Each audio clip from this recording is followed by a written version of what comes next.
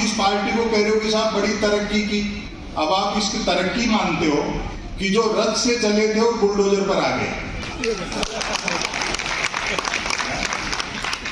और भगवान राम भी जानते हैं मुख्यमंत्री महोदय कि सच्ची भक्ति क्या है और राजनीतिक इस्तेमाल क्या है, वरना सबसे ज्यादा तो राम की कृपा आडवाणी जी पर होनी चाहिए थी।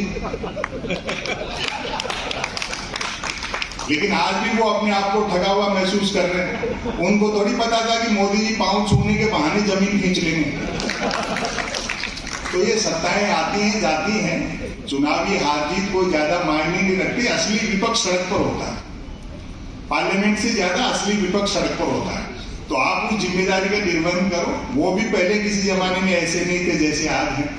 अभी पाकिस्तान के प्रधानमंत्री इमरान खान चले गए ना, एक दिन सबकी कुर्सी जाएगी, भले वो कितनी भी तेज फेंकता हो।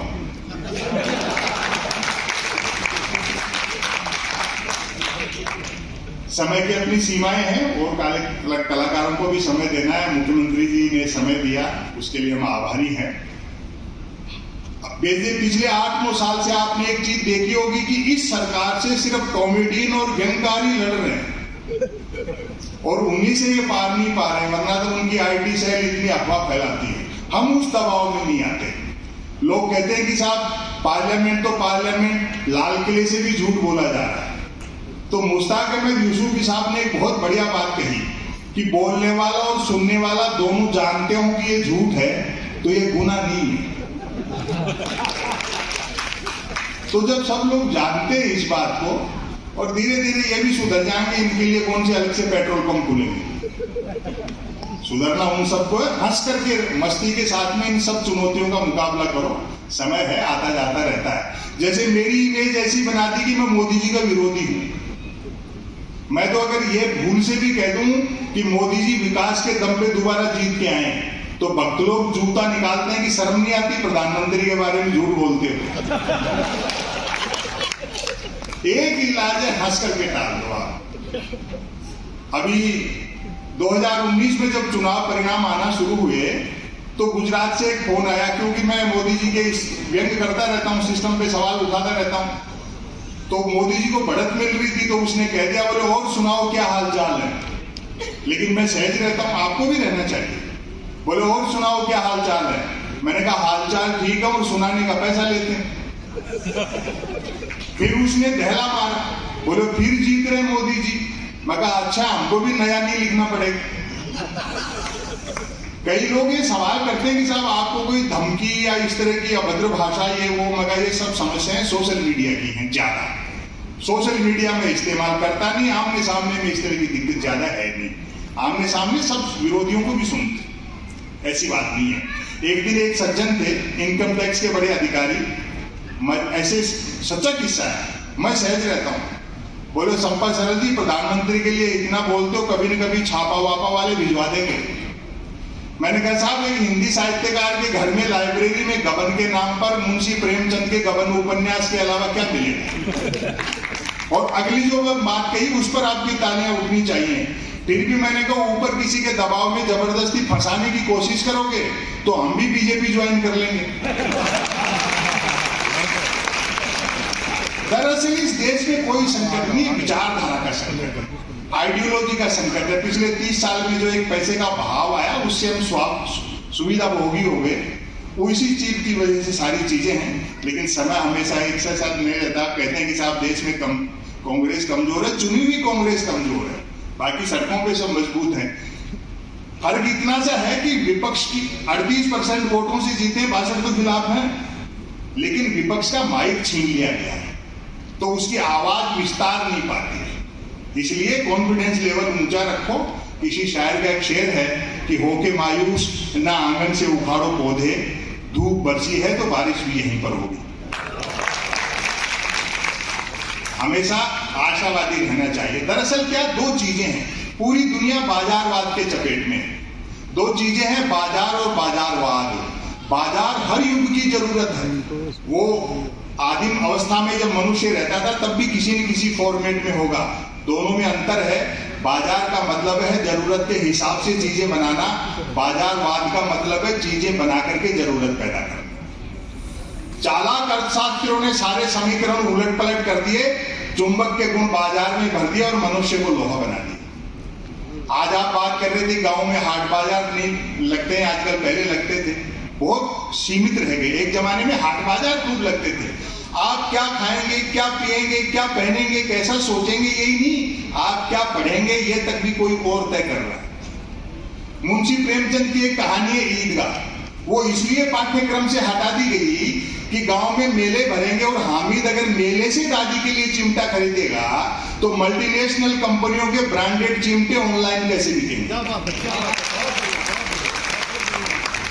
तो ये हाट बाजार उठाइए, ये लगनी चाहिए। छोटे लोगों को रोजगार मिलता है, गांव का आदमी की सीधी अप्रोच होती है जन चेतना के लिए, ये सारी चीजें जरूरी हैं। मैं थोड़ा समय लूंगा, एक रचना आपको मैं सुनाता हूं।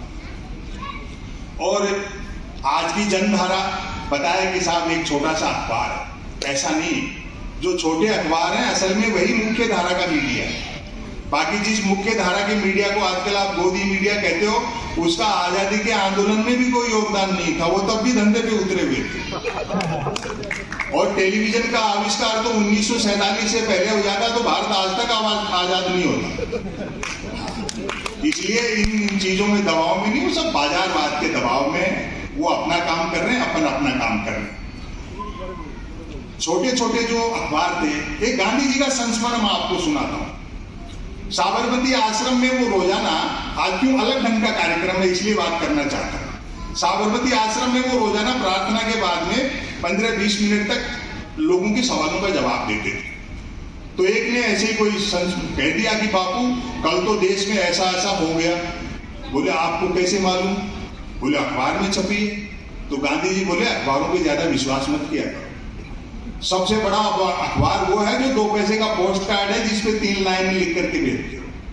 तो गांधी जी तो इन अखबारों की बदमाशियां तब से समझते थे। इसलिए जो छोटे अखबार हैं असल में वही बड़ा काम करते हैं। क्षेत्रीय जो मीडिया है असल में वही मुख्य धारा का मीडिया है। तो कोई तनाव और चिंता की बात नहीं, चीजें बदलेंगी, समय आता जाता रहता है। बड़े अखबारों का यहाँ तो मुझे पता नहीं, छत्तीसगढ़ में हमारे यहाँ तो 3 चीजों के लिए पढ़े जा रहे हैं, बिजली कटौती, उठावना और राशिफल।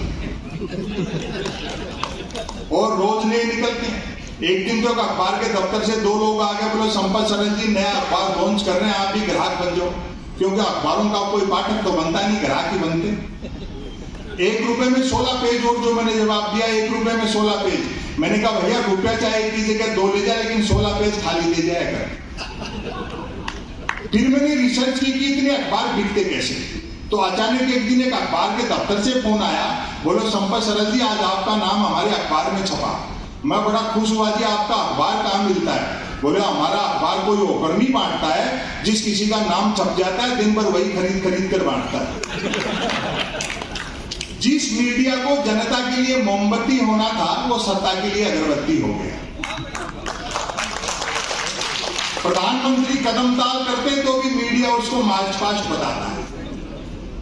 प्राइम टाइम पे बहस देखते हो आप, अमूमन 4 जन भैंसे आते हैं, जैसे किसी जमाने में अवध के नवाब मुर्गे लड़ाते थे। 4 जन भैंसे आते हैं, एक मुद्दे का समर्थक, दूसरा मुद्दे का विरोधी, तीसरा बुद्धिजीवी दोनों को हड़काने वाला, और चौथा एंकर तीनों को भड़काने वाला। और बात पर आपकी तालियां उठेंगी, प्रतिक्रिया मुझ तक पहुंचनी चाहिए। चौथा एंकर तीनों को भड़काने वाला।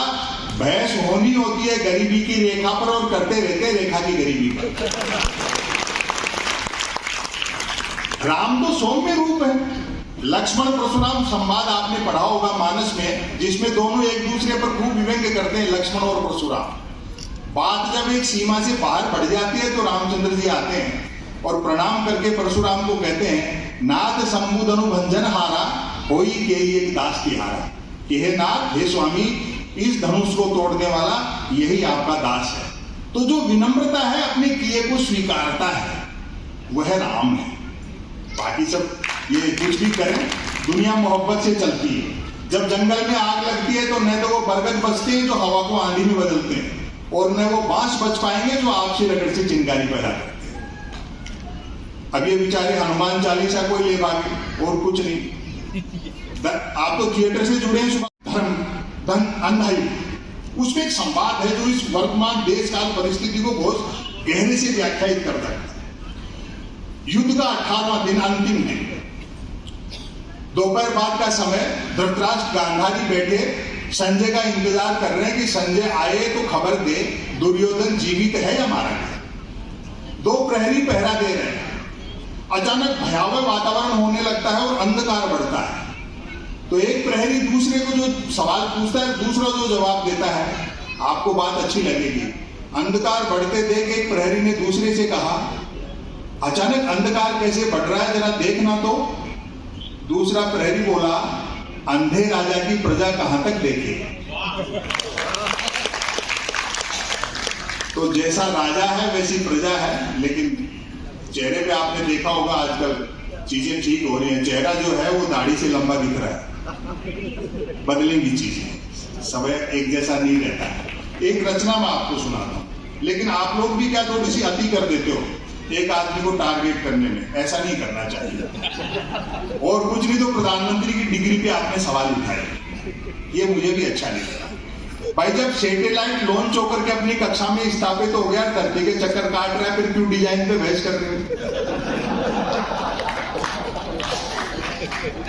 और वैसे भी डिग्री से अनुभव बड़ा होता है। मैं ऐसे कई को जानता हूं जिन्होंने एजुकेशन लोन लेकर IIT की थी, फिर उस लोन को चुकाने के लिए उनको ITI करनी पड़ी। हालांकि बाद में पार्टी के 2 बड़े नेताओं ने बाकायदा प्रेस कॉन्फ्रेंस करके प्रधानमंत्री की डिग्रियां दिखाई। तब जाकर विरोधियों का मुंह बंद हुआ कि हमारे प्रधानमंत्री ने सिर्फ MA कर रखा बल्कि BA भी कर रखा है।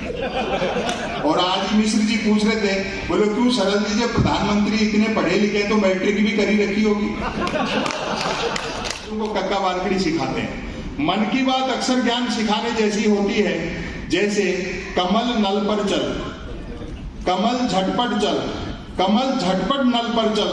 ऐसी मजेदार मन की बात का नतीजा भी मजेदार निकलता है। सुनने वाले प्रेरित हो, खुद को कमल मानकर उठते हैं, मटका बाल्टी उठाते हैं और न सिर्फ नल की ओर चलते हैं बल्कि नल की ओर झटपट चलते हैं।